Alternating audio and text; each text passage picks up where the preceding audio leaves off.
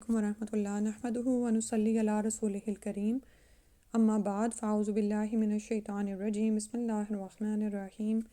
رب اشرح لی صدری ویسر لی امری واحلل عقدۃ من لسانی یفقہوا قولی۔ جنت کا بیان میں ہم آج انشاءاللہ ٹاپک پڑھیں گے کہ ابتداءً جنت سے محروم رہنے والے لوگ، المحرومون من الجنت فی البدایۃ، ابتداءً یعنی شروع میں جو جنت سے محروم رہ جائیں گے، اور دعا لیکن ہم یہی کرتے ہیں کہ اللہم لا تجعلنا منہم بکرمک و منک، کہ یا اللہ ہمیں ان لوگوں میں شامل نہ کرنا اپنے کرم اور اپنے احسان کے ساتھ۔ اور یہ پیجز میں نے آپ کے ساتھ شیئر کیے ہوئے، پیج نمبر 183 ہے۔ شروع کرتے ہیں۔ جھوٹی قسم کھا کر دوسرے کا حق مارنے والا جنت میں نہیں جائے گا۔ ٹھیک ہے، اس میں جو آ رہا ہے نا، شروع میں یہ لوگ جنت سے محروم رہیں گے، اس کی وجہ یہ ہے کہ جیسے ہم جانتے ہیں کہ جس شخص نے اللہ کے ساتھ شرک نہیں کیا ہوگا، اگر اس کے باقی گناہ ہوں گے بھی تو لیکن اس کو بعد میں جہنم سے نکال لیا جائے گا، یعنی جیسے اس کے گناہ ہوں گے ویسے ہی وہ سزا پائے گا اور پھر اس کے بعد نکال لیا جائے گا۔ اور کچھ ایسے لوگ بھی ہیں جو کہ آپ جانتے ہیں کہ پل صراط پر ہی جیسے ہم پڑھ آئے کہ آنکڑے لگے ہوئے ہوں گے صلہ رحمی اور امانت کے، تو جو ان کے خلاف جس نے دنیا میں فیل کیا ہوگا وہ آنکڑے اس انسان کو جہنم میں کھینچ لیں گے، حالانکہ وہ مومن ہوگا، یعنی وہ ایمان لانے والا ہوگا، کیونکہ پل صراط کو تو پار ہی مسلمان ہی کریں گے نا، منافق تو کہیں پیچھے رہ جائیں گے، اور کافروں کا بھی جو ہے وہ حساب چکا دیا جائے گا، یعنی ان کے لیے تو نامہ اعمال ہی نہیں کھڑا کیا جانا۔ ٹھیک ہے، تو اب یہاں پر یہ جو فرمایا جا رہا ہے نا کہ جھوٹی قسم کھا کر دوسرے کا حق مارنے والا جنت میں نہیں جائے گا، تو یہ انہی لوگوں کے لیے ہے۔ عن ابی امامۃ ان رسول اللہ صلی اللہ علیہ وسلم قال من اقتطع حق امرئ مسلم بیمینہ فقد اوجب اللہ لہ النار وحرم علیہ الجنہ۔ اچھا، پھر سے پڑھتے ہیں۔ من اقتطع حق امرئ مسلم بیمینہ فقد اوجب اللہ لہ النار وحرم علیہ الجنہ فقال لہ رجل وإن كان شيئا يسيرا یا رسول اللہ صلی اللہ علیہ وآلہ وسلم قال وإن قضيبا من عراق، رواہ مسلم۔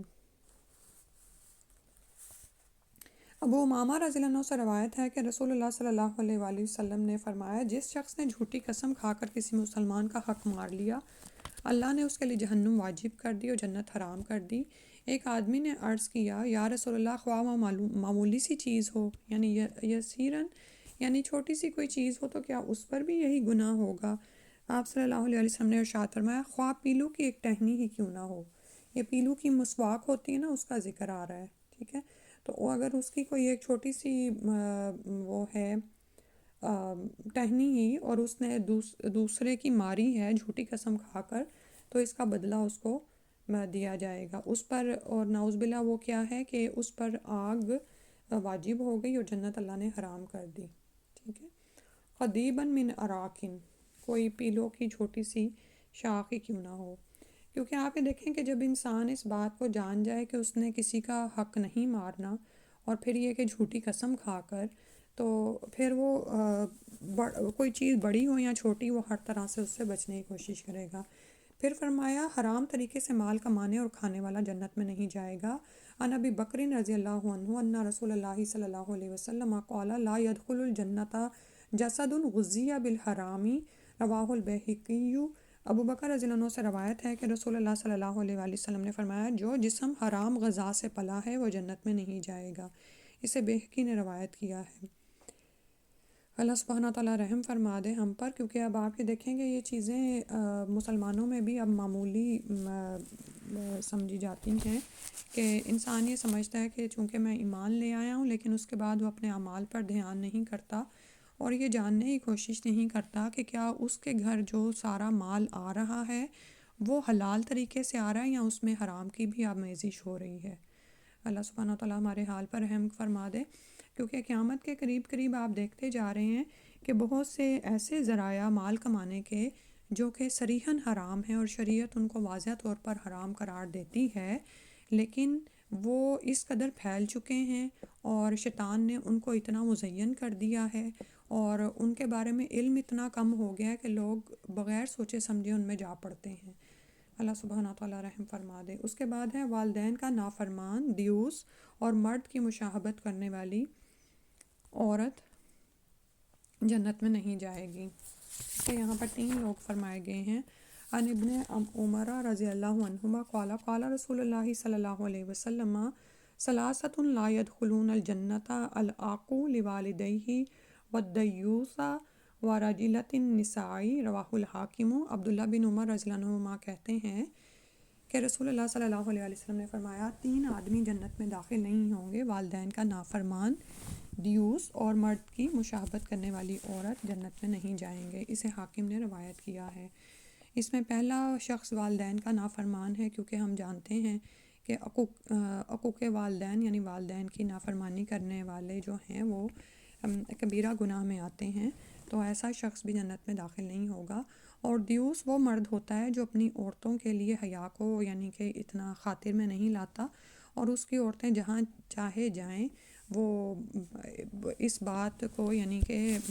کوئی بھی یعنی اہمیت نہیں دیتا، ٹھیک ہے، چاہے وہ باہر جائیں، چاہے وہ غیر مردوں سے تعلق قائم کریں، چاہے خواہ کچھ بھی کریں، وہ جس طرح کی حالت میں بھی باہر نکلیں، تو ایسا شخص بھی جنت میں داخل نہیں ہوگا۔ اور تیسرے جو ہے وہ مرد کی مشاہبت کرنے والی عورت، اور آپ یہ دیکھیں گے یہ چیز بھی آج دنیا میں کتنی عام ہوتی چلی جا رہی ہے۔ اور مرد کی مشاہبت کرنے میں صرف یہ نہیں کہ اس کی طرح کے کپڑے پہننے یا اس طرح کے جو باقی کچھ ہے یعنی اس کی وضاحت اختیار کرنا، بلکہ اعمال میں بھی عورتیں مردوں کی یعنی پیروی کیا یعنی مرد بننے کی کوشش کر رہی ہیں۔ اور یہی وجہ ہے کہ ہمارے ہاں آپ یہ دیکھیں کہ نکاح کے جو وہ ہیں یعنی ریٹ ہے وہ بھی بہت لیٹ ہوتا جا رہا ہے۔ عورتیں عموماً وہ کام جو مردوں کے کرنے کے ہیں ان میں پڑی ہوئی ہیں، اپنے کیریئر کی دھن بنانے میں۔ اور اس کے علاوہ جب عورت خود کو بہت خود مختار سمجھتی ہے تو وہ مرد کو کسی خاطر میں نہیں لاتی، حتیٰ کہ نعوذ باللہ منہ پہ لاتے ہوئے بھی شرم آتی ہے کہ مرد کا مرد سے نکاح اور عورت کا عورت سے نکاح، تو عورتیں یہ سمجھتی ہیں کہ ہم مردوں جیسے اعمال کر سکتی ہیں۔ اور بہت سے ایسے جسمانی طور پر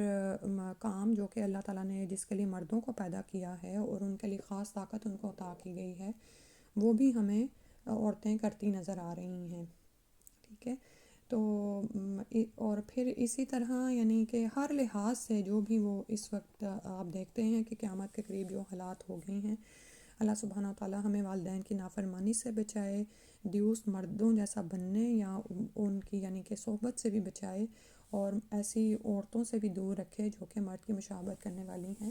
اور اللہ تعالیٰ ہمیں شیطان کے شر سے محفوظ رکھے کہ ہمارے ذہن میں ایسے خیالات بھی پرورش پائیں۔ اس کے بعد ہے قطع رحمی کرنے والا جنت میں نہیں جائے گا۔ عن محمد ابن جبیر ابن مطعم رضی اللہ عنہ عن ابیہ قال قال رسول اللہ صلی اللہ علیہ وسلم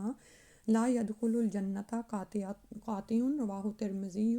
محمد بن جبیر بن مطعم رضی اللہ عنہ اپنے باپ سے روایت کرتے ہیں کہ نبی اکرم صلی اللہ علیہ وسلم نے فرمایا قطع رحمی کرنے والا جنت میں داخل نہیں ہوگا۔ اسے ترمذی نے روایت کیا ہے،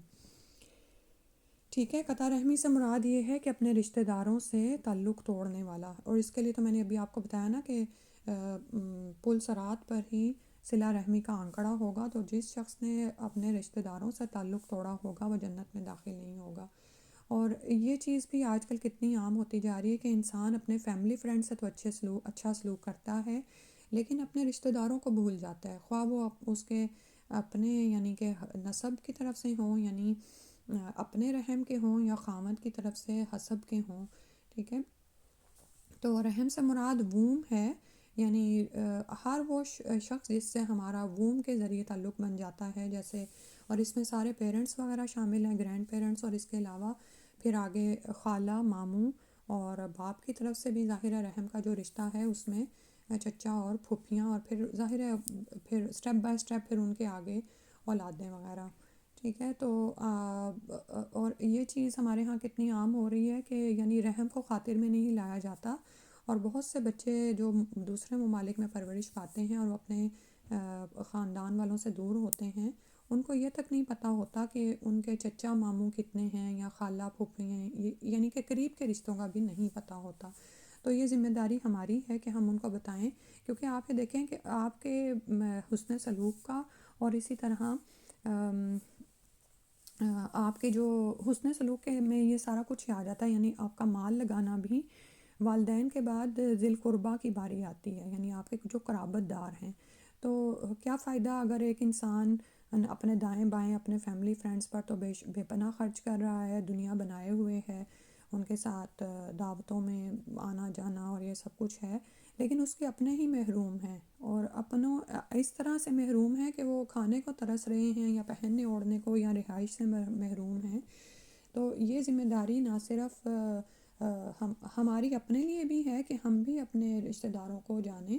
اور اس میں ہم بہانہ نہیں کر سکتے کہ ہم بہت دور بیٹھے ہیں یا ہمارا ان سے تعلق نہیں۔ اب تو یہ بہانہ بھی نہیں چل سکتا، کیونکہ اللہ سبحانہ تعالیٰ نے ہمارے لیے اتنے سارے راستے پیدا فرما دیے ہیں، اور ہم دیکھتے ہیں کہ بہت سے جو کرنے والے ہیں وہ دوسرے ملکوں میں بیٹھ کر بھی اپنے رشتہ داروں کا خیال رکھتے ہیں، ٹھیک ہے، اور تو خود بھی رکھنا چاہیے اور اپنی اولاد کو بھی جوڑے رکھنا چاہیے۔ پھر ہے اپنی رعایا کو دھوکہ دینے والا حاکم جنت میں نہیں جائے گا۔ ان ماقلی ابن یسار رضی اللہ عنہ قال سمعت النبی صلی اللہ علیہ وسلم یقول ما من مال یلی رعیۃ من المسلمین فیموت وهو غاش لهم الا حرم اللہ علیہ الجنۃ، رواہ البخاری۔ معقل بن یسار رضی اللہ عنہ سے روایت ہے کہ میں نے نبی اکرم صلی اللہ علیہ وسلم کو فرماتے ہوئے سنا، مسلمان رعیت پر حکومت کرنے والا حاکم اگر اس حال میں مرا کہ وہ اپنی رعیت سے دھوکہ کر رہا تھا تو اللہ تعالیٰ اس پر جنت حرام کر دے گا۔ اسے بخاری نے روایت کیا ہے، ٹھیک ہے۔ اور اب یہ جو معاملہ ہے یہ اللہ سبحانہ تعالیٰ ہی جانتے ہیں، کیونکہ آپ یہ دیکھیں کہ بعض اوقات حاکم جس طرح کی بھی رپورٹنگ عوام کو کر رہے ہوتے ہیں، عوام واقعی دھوکے میں آ جاتی ہے کہ یعنی خزانہ خالی ہے، یا یہ کہ جو بھی وہ اپنی جیبیں تو بھر رہے ہوتے ہیں، لیکن رعیت پر ظلم ہو رہا ہوتا ہے اور وہ ان کو اس سے غافل ہیں۔ تو اللہ سبحانہ تعالیٰ تو سمیع علیم ہیں، ایسے شخص پر جنت حرام ہے۔ احسان جتلانے والا والدین کا نافرمان اور ہمیشہ شراب پینے والا جنت میں داخل نہیں ہوگا۔ ان عبداللہ ابن عمرو رضی اللہ عنہ عن النبی صلی اللہ علیہ وسلم قال لا يدخل الجنت منان ولا عاق ولا مدمن خمر، رواہ النسائی۔ عبداللہ بن عمر رضی اللہ عنہ سے روایت ہے کہ نبی کریم صلی اللہ علیہ وسلم نے فرمایا لا يدخل الجنت، کہ جنت میں داخل نہیں ہوگا کون کون؟ منان، یعنی دوسروں پر احسان دھرنے والا۔ شروع میں ہی ہم نے جو دعا پڑھی اس میں بھی من کا لفظ آ رہا ہے نا، من کا مطلب ہوتا ہے احسان، تو منان کی سینس میں کہ جو احسان کر دے لیکن اس کے بعد اس کو جتلاتا رہے، ولا آکن، اور نہ ہی والدین کا نافرمان، جیسے حقوق والدین ہوتے ہیں نا، حقوق کا مطلب ہوتا ہے نافرمانی کرنا یا ان حقوق کو پورا نہ کرنا، تو حقوق آکن یعنی جو اپنے والدین کو کی بات نہیں مانتا، ولا مدمن خمرن، اور ایک ایسا شخص جو ہمیشگی کرے شراب پینے پر، اور یعنی بوڑھا شرابی بھی آ رہا ہے اس میں، تو ایسا شخص جنت میں داخل نہیں ہوگا۔ تو ابھی جیسے رشتہ داروں سے ہی حسن سلوک کی بات ہو رہی تھی کہ ویسے تو آپ یہ دیکھیں کہ انسان کا معاملہ یہ ہے کہ اگر اللہ نے اس کو عطا کیا ہو تو اس کے مال میں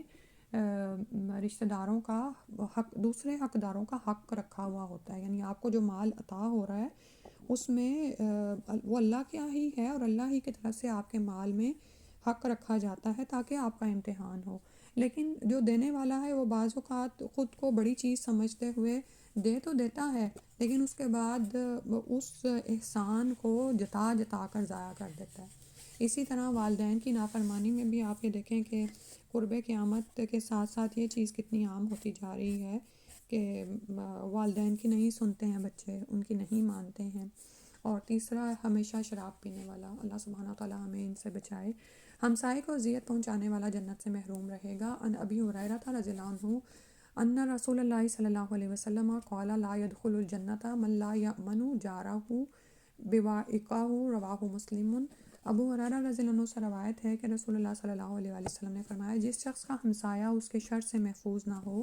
وہ جنت میں داخل نہیں ہوگا۔ اس نے مسلم نے روایت کیا ہے۔ اور یہ بھی بڑی اہم بات ہے کہ ہمارے ہمسائے ہم سے کیسے ہیں نا، یعنی وہ ہمارے بارے میں کیا سوچتے ہیں، کیونکہ بعض اوقات کچھ لوگ اس طرح رہائش رکھتے ہیں کہ ہر وقت ان کے گھر میں کچھ نہ کچھ ایسی آوازیں آتی رہتی ہیں جس سے ساتھ والا ہمسایہ اگر وہ بیمار ہے، بوڑھا ہے یا کسی تکلیف میں ہے تو وہ ہمیشہ ہی تنگ رہتا ہے. یا پھر یہ کہ باہر جیسے پانی لگانا ہے یا اور چیزیں ایسی ہوتی ہیں جو ہمسایوں کے مابین مشترک ہوتی ہیں، تو اس میں بھی کچھ ہم پر کیا لازم ہوتا ہے کہ ہم ہمسایوں کو اذیت نہ پہنچائیں، ہر حال میں ہم سے ان کو سکون ہی ملے. اور ہمسایوں کے اتنے حقوق بتائے گئے ہیں کہ یوں لگے جیسے وہ ہماری وراثت میں ہی شامل ہیں. ٹھیک ہے، تو ہمسائے پر بہت حقوق ہیں، اور اگر کوئی شخص حقوق پورا کرنے کی بجائے بلکہ ان کو اذیت پہنچاتا ہے تو ایسا شخص تو جنت سے محروم رہے گا. پھر فرمایا بد زبان اور بد مزاج آدمی جنت میں نہیں جائے گا. ان حارثۃ ابن وہب رضی اللہ عنہ قال قال رسول اللہ صلی اللہ علیہ وسلم لا يدخل الجنت الجواد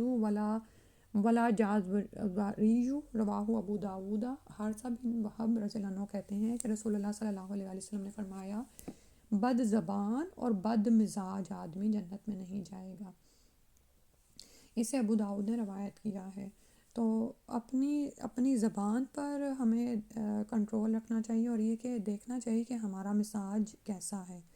ٹھیک ہے، یعنی دوسروں کے ساتھ ایٹیچیوڈ، ہمارا تعلق کیسا ہے، ہمارا اخلاق کیسا ہے، اور خاص طور پر ہماری زبان جس کی حفاظت کی تلقین کی گئی ہے. تو اگر کوئی شخص بہت ہی بد زبان ہے، آپ نے دیکھا ہوگا، اور بعض اوقات ہمیں بھی اپنے اوپر بھی فوکس کرنا چاہیے کہ ہم بد زبانی پر اترے ہوئے ہوتے ہیں، یا پھر یہ کہ بد مزاجی پر. اور یہ جو بد مزاجی یا بد زبانی ہے، یہ نہیں کہا گیا کہ کسی کے ساتھ بھی، یعنی بعض اوقات ہم اپنے بچوں کو، اپنے شاگردوں کے ساتھ بد زبانی یا بد اخلاقی یا بد مزاجی کو بڑی چیز نہیں سمجھتے. ہم سمجھتے ہیں کہ شاید وہ ہماری ہی ملکیت ہے. نہیں، یہی تو دراصل مسلمان کا معاملہ ہے کہ اس کا اخلاق اور اس کی زبان اچھی ہو سب کے ساتھ. ٹھیک ہے، ایک اس کا جو عام ایک امیج ہے وہ یہی ہو کہ وہ خوش اخلاق ہے، خوش زبان ہے. اس کے بعد تکبر کرنے والا جنت میں نہیں جائے گا. ان عبداللہ رضی اللہ عنہ عن النبی صلی اللہ علیہ وسلم قال لا يدخل الجنت من كان في قلبه مثقال ذرة من کبر، رواہ مسلم. عبداللہ بن مسعود رضی اللہ عنہ سے روایت ہے کہ نبی اکرم صلی اللہ علیہ وسلم نے فرمایا جس شخص کے دل میں رتی برابر تکبر ہو وہ جنت میں داخل نہیں ہوگا. اسے مسلم نے روایت کیا ہے. اور تکبر ایک وہ چیز ہے نا جس کا اظہار شیطان نے سب سے پہلے آسمانوں پر کیا تھا اور اللہ کے حکم سے انکار کر دیا تھا. تو آپ یہ دیکھیں کہ کیسے ورانہ درگاہ ہوا. تو اس سے بچنے کی ضرورت ہے. اور کبر تو ایسی چیز ہے نا، آپ یہ دیکھیں کہ یعنی اب یہاں پر یہ نہیں کہا جا رہا کہ وہ شخص اس نے علم حاصل نہیں کیا، اس نے نیک اعمال نہیں کیے. کبر دراصل کیا ہے کہ نیک اعمال کر کے انسان تکبر میں جا پڑے. ٹھیک ہے، یا پھر یہ کہ جیسے ابھی آ رہا تھا نا، احسان کرے دوسرے پر لیکن اس کو جتائے، اور وہ بھی انسان کیوں کر رہا ہوتا ہے، خود کو بڑا جانتا ہے. تو اس کو بھی ہر صورت میں نکالنے کی ضرورت ہے کہ بعض اوقات اللہ تعالیٰ ہمیں دے کر آزما رہے ہوتے ہیں، اور بعض اوقات دے کر ہماری آزمائش یہی ہے کہ ہم اللہ کی نعمتیں پا کر متکبر نہ ہو جائیں اور دوسروں کو حقیر نہ گردانیں. ٹھیک ہے، یعنی یہ جو کبر ہے نا یا تکبر ہے، یہ دراصل کیا ہے کہ حق کا انکار کرنا اور لوگوں کو حقیر جاننا، حق کو نہ ماننا اور لوگوں کو حقیر جاننا. اس چیز کو اپنی طبیعت میں دیکھنے کی ضرورت ہے. اس کے بعد ہے چغل خور جنت میں نہیں جائے گا. ان حذیفہ رضی اللہ عنہ قال قال رسول اللہ صلی اللہ علیہ وسلم لا يدخل الجنت قطات، رواہ ابو داؤد. حذیفہ رضی اللہ عنہ کہتے ہیں کہ رسول اللہ صلی اللہ علیہ وسلم نے فرمایا چغل خور شخص جنت میں داخل نہیں ہوگا. اسے ابو داؤد نے روایت کیا ہے. بعض احادیث میں نمامون کا لفظ ہے، دونوں کا ایک ہی مطلب ہے. چغل خوری کا مطلب دراصل کیا ہوتا ہے کہ دو فریقین کے مابین لڑائی کروانے کے لیے ایک کی بات کو دوسری کی طرف لے جانا، یعنی جیسے کہتے ہیں نا تیلی اٹھا کے آگ کی ایک طرف سے دوسری طرف پھینکنا. اور ایسے شخص سے بچنے کی بھی ضرورت ہے، اور اللہ نہ کرے اگر یہ عادت انسان کی اپنے اندر ہے تو اس سے نکلنے کی ضرورت ہے. پھر ہے اپنے آپ کو جانتے بوجھتے غیر باپ سے منسوب کرنے والا جنت میں نہیں جائے گا. ان سعد ابن وقاص رضی اللہ عنہ قال سمعت النبی صلی اللہ علیہ وسلم یقول من ادعى الى غیر ابیہ وهو يعلم انه غیر ابیہ فالجنت علیہ حرام، رواہ البخاری. سعد بن نبی وقاص رضی اللہ عنہ سے روایت ہے کہ میں نے نبی اکرم صلی اللہ علیہ وسلم کو فرماتے ہوئے سنا، جو شخص جانتے بوجھتے اپنے باپ کے علاوہ کسی دوسرے کو اپنا باپ بنائے اس پر جنت حرام ہے۔ اسے بخاری نے روایت کیا ہے۔ اور یہ بھی مسئلہ بہت اہم ہے کہ بعض اوقات کچھ لوگ جن کی اولاد نہیں ہوتی وہ لے پالک بچے لے لیتے ہیں، ٹھیک ہے، لیکن یاد رکھیے کہ لے پالک بچوں کو آپ اپنا نام نہیں دے سکتے۔ جیسے رسول اللہ صلی اللہ علیہ وسلم کے غلام زید بن محمد کہلاتے تھے، پھر جب اللہ کا حکم نازل ہوا تو وہ زید بن حارثہ کہلانے لگے۔ تو نسب کی اسلام میں بہت زیادہ اہمیت ہے، لیکن اب نعوذ باللہ یعنی کہ دنیا میں یہ چیز اتنی عام ہوتی چلی جا رہی ہے کہ مسلمانوں میں بھی اس کا خیال نہیں رکھا جاتا، ٹھیک ہے۔ تو اللہ سبحانہ تعالیٰ ہمارے حال پر رحم فرما دے۔ تو وہ لوگ جنہوں نے لے پالک بچے لیے ہوئے ہیں وہ جب وہ جوان ہو جائیں تو ان کو ان کے باپوں کے نام سے پکاریں اور ان کو ان کے ان کا بتائیں۔ اور ویسے بھی آپ یہ دیکھیں کہ وہ بچہ یا بچی جو آپ نے اس طرح لی ہوئی ہے اس کا اگر اس کا نسب مشکوک ہو جائے گا تو بہت ساری قباحتیں آگے پیدا ہو جاتی ہیں، ٹھیک ہے۔ محرم نامحرم کے جو بھی ہمیں بتایا گیا ہے وہ بھی سارا کچھ شرعی معاملات ہیں جو متاثر ہوتے ہیں۔ اور اسی طرح ایک اور بلا جو آج کل نکلی ہوئی ہے کہ یہ جو یعنی نطفہ لے کر جو بچے نعوذ باللہ، اس میں بھی آپ یہ دیکھیں کہ نسب کتنے مشکوک ہو جاتے ہیں، لیکن وہ چیزیں بھی اب لوگوں کے ایک راہ نظر آئی ہے تو وہ بھی معاشرے میں عام ہوتی چلی جا رہی ہیں۔ اللہ سبحانہ وتعالیٰ رحم فرما دے۔ بلا شبہ طلاق مانگنے والی عورت جنت میں نہیں جائے گی۔ ان ثوبان رضی اللہ عنہ ان رسول اللہ صلی اللہ علیہ وسلم قال ایما امرات سالت زوجها طلاقا من غیر بأس فحرام علیہا رائحۃ الجنہ، رواہ الترمذی و ابن ماجہ، صحیح حدیث ہے۔ ثوبان رضی اللہ عنہ سے روایت ہے، رسول اللہ صلی اللہ علیہ وسلم نے فرمایا، جس عورت نے اپنے شوہر سے بلا وجہ طلاق مانگی اس پر جنت کی خوشبو حرام ہے۔ اسے ترمذی اور ابن ماجہ نے روایت کیا ہے۔ اچھا، اس میں آپ یہ دیکھیں کہ پچھلی دفعہ بھی ہم نے ایک حدیث پڑھی تھی نا جس میں وہ عورت جو اپنے مرد کے ظلم یا زیادتی کے باوجود اس کو کہتی ہے کہ میں تب تک یعنی تو مجھ سے راضی ہو اور میں تم سے راضی، وہ مجھے اب مفہوم یاد آ رہا ہے۔ تو اس میں بھی اللہ سبحانہ تعالیٰ ہم سے کیا چاہتے ہیں کہ جب ایک رشتہ بن جائے تو ہر ممکن حد تک اس کو نبھانے کی کوشش کی جائے۔ اور اس میں اللہ تعالیٰ نے عورت پر، ٹھیک ہے مرد پر آپ جانتے ہیں مرد پر بھی ذمہ داری ہے، اس میں یہ بات نہیں ہے کہ عورت کو اس سے محروم رکھا گیا ہے، اس کے پورے حقوق اس کو دیے گئے ہیں۔ لیکن چونکہ عورت کی جو جسمانی ساخت ہے اور جو اس کا مزاج ہے وہ جذباتی ہے، تو اللہ تعالیٰ نے طلاق کا حق مرد کے ہاتھ میں رکھا ہے۔ آپ یہ دیکھیں کہ اب آپ آرام سے اس کو ریسرچ کر سکتے ہیں کہ اگر اس بات کا حق عورت کو دے دیا جاتا تو آلریڈی اتنا زیادہ معاشرے میں طلاق کا رجحان عام ہے تو وہ اس سے کہیں فیصد بڑھ جاتا، ٹھیک ہے، کیونکہ عورتیں جذباتی ہوتی ہیں، وہ بہت سارے فیصلے جذبات کی آندھی میں آ کے کر دیتی ہیں اور بعد میں پچھتاتی ہیں، الا ماشاء اللہ۔ لیکن مرد کا ہم دیکھتے ہیں کہ اس کا ایک جو طریقہ ہوتا ہے، وہ اس کی جو اپروچ ہوتی ہے وہ مدلل ہوتی ہے اور وہ ایک پورے سینیریو کا جائزہ لیتے ہوئے یہ کرتا ہے۔ تو اللہ تعالیٰ نے عورت کے لیے طلاق کا حق رکھا ہے، یعنی نکاح نامے میں باقاعدہ یہ موجود ہوتا ہے، لیکن اس میں عورت کو دیکھا جائے گا کہ وہ کس وجہ سے طلاق مانگ رہی ہے، ٹھیک ہے۔ اور اس میں بہت ساری احادیث بھی اللہ کرے کہ آپ کی نظر سے گزریں کہ کچھ عورتیں جو ایک آدمی عورت نبی صلی اللہ علیہ وسلم کے پاس آئیں اور ان کی جو خواہش تھی، اور بعض اوقات وہ خواہش زبان پہ بھی آ جاتی تھی، یعنی کسی دوسرے مرد کی چاہت ہو گئی یا نعوذ باللہ کچھ اور ہو گیا، یعنی اپنے خامن سے ان کو کوئی تکلیف نہیں ہے لیکن بس وہ بلا وجہ طلاق پر آمادہ ہو گئیں۔ تو یہ معاملہ اللہ سبحانہ تعالیٰ ہی جانتے ہیں، تو جو عورت ایسا کرتی ہے اس پر جنت کی خوشبو حرام ہے۔ اور اس میں یعنی مزید آپ وہ کر سکتے ہیں کہ اور اچھا بعض اوقات کیا ہوتا ہے کہ جیسے ابھی میں بات کر رہی تھی کہ عورتیں مردوں جیسا بننے کی کوشش میں اپنے کیریئر کی دھن میں آگے سے آگے بڑھتی چلی جاتی ہیں، اور ایسی ہی عورتوں کو دیکھ کر شادی شدہ عورتیں بھی بڑے اس میں آ جاتی ہیں غم میں کہ ہم ایسے مرد کے ساتھ کیوں رہیں، ہم بھی اپنا کمائیں اپنا اور آزادی سے جئیں، خود مختار زندگی ہو اور سو آن۔ اور بہت ساری عورتیں ایسے جذبات میں آ کے ایسے فیصلے اٹھا بھی لیتی ہیں، خلا کا حق انہوں نے لیا ہوتا ہے نکاح نامے میں، لیکن اس کے بعد وہ پچھتاتی ہی ہیں،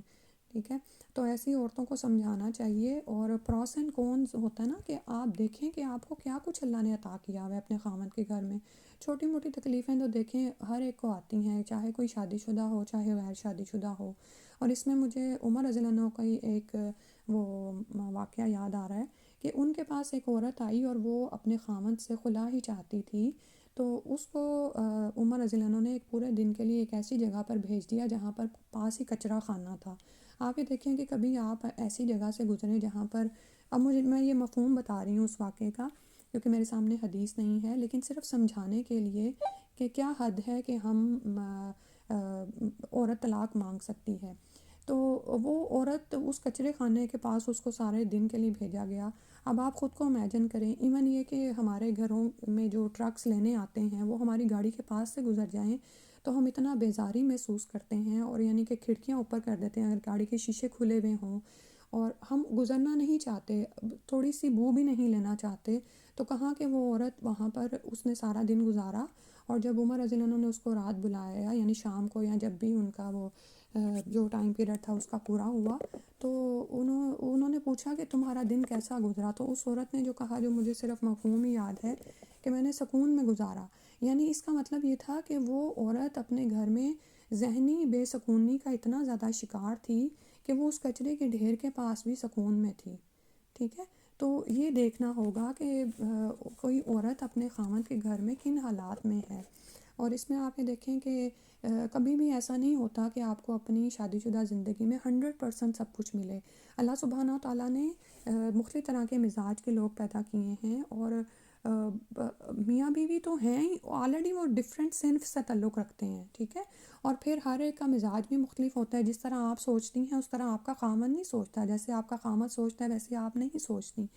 تو فرمایا گیا اتصبرون، کیا تم صبر کرو گے اس آزمائش پر، یہی ہمارا امتحان ہے۔ لیکن اگر ہم دنیا کو جنت سمجھے بیٹھے ہیں نا، تو پھر تو ہم ہر چھوٹے بڑے معاملے پر طلاق کی طرف ہی نعوذ باللہ جائیں گے۔ استغفر اللہ، اللہ سبحانہ تعالیٰ اس سے محفوظ فرمائے اور ہماری نسلوں کو بھی محفوظ رکھے کہ شادیاں جو اتنے اہتمام کے ساتھ کی جاتی ہیں اس میں بعض اوقات بچے بھی بے صبری کا مظاہرہ کرتے ہیں، اور ان کے والدین اس سے بڑھ کر بے صبری کا مظاہرہ کرتے ہیں، اور بہت سے ایسے فیصلے جو اتنی محنت لگا کر استخارے کر کے، اور پھر اس کے علاوہ یعنی کہ آپ دیکھیں کہ ہمارے ہاں تو نکاح ہی ایک اتنا لمبا مرحلہ ہے کہ وہ شادی کہنا چاہیے اس کو، کہ جو لوگ کہتے ہیں، اور جہیز اور بری اور پتہ نہیں کیا کیا لین دین ہوتے ہیں، اور وہ کیسے تھوڑے ہی عرصے کے بعد نعوذ باللہ۔ تو یہ جب بھی اپنے بچوں کے نکاح رکھیں ان کو یہ تعلیم پہلے دیں، بجائے یہ کہ ان کے لیے کپڑے کیا ہوں گے، وہ کیسا ڈریس پہنیں گے، کیسی سیم ڈریسنگ ہوگی، اور پھر سیم کلرز ہوں گے، اور الا بلا، جس پر آپ کی زندگی کی آئندہ زندگی کوئی خوشحالی کا کامیابی کا دار و مدار نہیں ہے۔ بلکہ یہ حدیثیں اور ان چیزوں سے سمجھانا اصل میں ان کے لیے راحت اور آسانی کا باعث ہوگا۔ تو اللہ سبحانہ تعالیٰ ہمارے حال پر رحم کر دے۔ اور اسی طرح اگر آپ ایسے کسی مسئلے کا شکار ہیں، آپ کے بچے یا آپ کے ارد گرد کوئی آپ سے کوئی ایسی بات کرتا ہے، تو اس کو زیادہ سے زیادہ اس طرف لے کر آئیں، اور اس کو وہ نعمتیں گنوائیں، اور اس کو خود کہیں کہ وہ انالیسس کرے، پروس اینڈ کونس کرے کہ کن نعمتوں کو اس نے پایا شادی کے بعد، اور کون سی تنگیاں ہیں جن کو وہ تنگیاں سمجھ رہی ہے یا سمجھ رہا ہے، ٹھیک ہے۔ اس کے بعد ہے کالے رنگ کا خضاب لگانے والا جنت میں نہیں جائے گا۔ ان ابن عباس رضی اللہ عنہ انہما قولا، انہما اس لیے آیا ہے کہ عبداللہ بن عباس ہیں اور یہ دونوں ہی صحابی ہیں۔ قال رسول اللہ صلی اللہ علیہ وسلم یکون قوما یغضبون فی آخر الزمان بالسواد کحواصل الحمام لا یریحون رائحۃ الجنہ، رواہ ابو داؤد، صحیح حدیث ہے۔ ابن عباس رضی اللہ عنہما کہتے ہیں رسول اللہ صلی اللہ علیہ وسلم نے فرمایا آخری زمانے میں کچھ لوگ کبوتر کے سینے جیسا سیاہ رنگ کا خضاب لگائیں گے، ایسے لوگ جنت کی خوشبو تک نہ پائیں گے، اسے ابو داؤد نے روایت کیا ہے، ٹھیک ہے۔ اسی طرح آپ ایک حدیث اور بھی پڑھیں گے جس کا مفہوم یہ ہے کہ ابو بکر رضی اللہ عنہ کے والد جو کہ فتح مکہ کے موقع پر مسلمان ہوئے تھے، تو جب ان کو لایا گیا نا وہ بہت بوڑھے ہو چکے تھے، بالوں میں سفیدی آ چکی تھی، تو نبی صلی اللہ علیہ وسلم نے فرمایا کہ ان کے بالوں کو کسی رنگ سے رنگ دیتے ہیں، ٹھیک ہے۔ تو وہ اس میں اور اس میں کنٹراڈکشن نہیں ہے، رنگنے کا مطلب یہ ہے کہ کسی رنگ سے وہ سفیدی چھپا دی جائے، یا لیکن یہاں پہ جو بات آ رہی ہے نا، یہ آ رہی ہے بالسوادی کا حواسلی الحمامی، یعنی کبوتر کے سینے جیسا سیاہ رنگ، اور اس میں عموماً کیا ہوتا ہے، دھوکہ مطلوب ہوتا ہے نا، کہ تو اس کو ناپسند کیا گیا ہے اور فرمایا کہ جنت کی خوشبو یہ لوگ نہ پا سکیں گے۔ الحمدللہ ہمارا یہ والا ٹاپک مکمل ہو گیا ہے، تو اللہ تعالیٰ سے دعا ہے کہ ہم ان اعمال سے بچتے رہیں جن کا یہاں پر ذکر آیا ہے، جن کے لیے ابتداً جنت سے محرومی کا ذکر کیا گیا ہے۔ اور آپ یہ دیکھیں کہ انسان ان اعمال سے بچتا ہی رہے، بجائے یہ کہ وہ اس خوش فہمی میں رہے کہ میں بعد میں یعنی کہ نعوذ باللہ جہنم میں سزا کاٹ کے پھر چلا ہی جاؤں گا جنت میں۔ یعنی بعض اوقات لوگوں کا ایسا رویہ ہوتا ہے کہ اچھا کلمہ پڑھ لیا نا تو جنت میں چلے ہی جائیں گے، لیکن جہنم کا ایک ہی جھونکا ہم برداشت کرنے کے بھی قابل نہیں ہیں۔ اللہ سبحانہ تعالیٰ ہم پر رحم فرما دے اور ہمیں بغیر حساب کے ہی جنت میں داخل فرما دے، اور ہمیں یعنی کہ جہنم یعنی کہ براہ راست ہی ہم جنت میں ہی جانے والے لوگوں میں شامل ہوں، آمین یا رب العالمین۔ اور آگے آپ کے ساتھ جو دوسرا بک ہم نے پڑھنی تھی وہ میں نے تھوڑے 2-3 صفحے ہیں، آج انشاءاللہ پڑھ ہی لیتے ہیں کیونکہ یہ کافی دنوں سے پڑھ نہیں رہے ہیں۔ اچھا، وہ ہے جہنم کا بیان، جس میں ابھی ہم آیات اور احادیث تک تو نہیں پہنچے، تو شروع میں ہی جو انہوں نے تھوڑا بہت بیان دیا میں وہی پڑھ رہی ہوں۔ یہاں پر انہوں نے نا ایک غلط فہمی کا ازالہ دیا ہے، اور یہ صفحہ نمبر 40 ہے۔ اللہ تعالیٰ کے حکم کی نافرمانی کرنے کے بعد جب شیطان راندہ درگاہ ہوا تو اس نے عہد کیا، اے میرے رب، میں انسانوں کے لیے زمین میں بڑی کشش اور زینت پیدا کروں گا اور سب کو گمراہ کر کے چھوڑوں گا سوائے تیرے مخلص بندوں کے، یعنی جو چنے ہوئے بندے ہیں نا، جنہوں نے اپنے دین کو اللہ کے لیے خالص کر لیا، وہی بچیں گے۔ سورہ ہجر کی آیت نمبر 39 ہے۔ دوسری جگہ اللہ تعالیٰ نے شیطان کے یہ الفاظ نقل فرمائے، میں انہیں گمراہ کرنے کے لیے آگے پیچھے اور دائیں بائیں ہر طرف سے گھیروں گا۔ سورہ اعراف آیت نمبر 17 ہے۔ ٹھیک ہے، آگے سے بھی آتا ہے، پیچھے سے بھی آتا ہے، ظاہری برائیوں میں، چھپی برائیوں میں ڈالتا ہے، اور دائیں بائیں، اور دائیں بائیں میں جو ہے ذرا ہماری حفاظت کیسے ہو جاتی ہے کہ ادھر فرشتے موجود ہوتے ہیں، تو ان شمائلہم قرآن میں الفاظ آتے ہیں، تو یعنی کہ ذرا ہٹ کے، لیکن آتا یہاں سے بھی ہے، ہر وقت پیچھے لگا ہوا ہے۔ حقیقت یہ ہے کہ شیطان دن رات ہر انسان کے پیچھے لگا ہوا ہے تاکہ موت سے پہلے اسے کسی نہ کسی فتنے میں مبتلا کر کے جنت کی راہ سے ہٹا کر جہنم کی راہ پر ڈال دے۔ انسان کو گناہ پر جمائے رکھنے اور ان میں بے عملی پیدا کرنے کے لیے شیطان کا سب سے زیادہ پرکشش اور خوشنما ہتھیار یہ ہے کہ اللہ بڑا غفور و رحیم ہے اور وہ سب کچھ معاف کر دے گا۔ ٹھیک ہے، یہ جو ہم نے ابھی جنت کا بیان پڑھا اسی سے ہی ریلیٹڈ ہی ہے کہ صرف یہ خیال کرنا کہ لا الہ الا اللہ محمد رسول اللہ پڑھ لیا ہے، ہم اللہ کو مانتے ہیں، تو اس کی تھوڑی نہ بھی مانیں گے تو خیر ہے، نعوذ باللہ۔ اس میں شک نہیں کہ اللہ تعالیٰ کی رحمت بڑی وسیع ہے اور اللہ تعالیٰ کے غصہ پر غالب ہے، لیکن اس رحمت کے حصول کے لیے بھی اللہ تعالیٰ نے قواعد و ضوابط قرآن مجید میں واضح فرما دیے ہیں۔ ارشاد باری تعالیٰ ہے،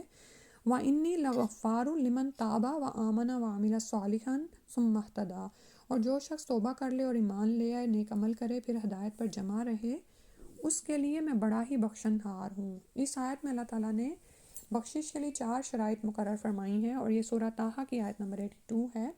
پہلی ہے توبہ، اگر کوئی شخص پہلے کفر اور شرک میں مبتلا تھا تو کفر اور شرک سے باز آنا،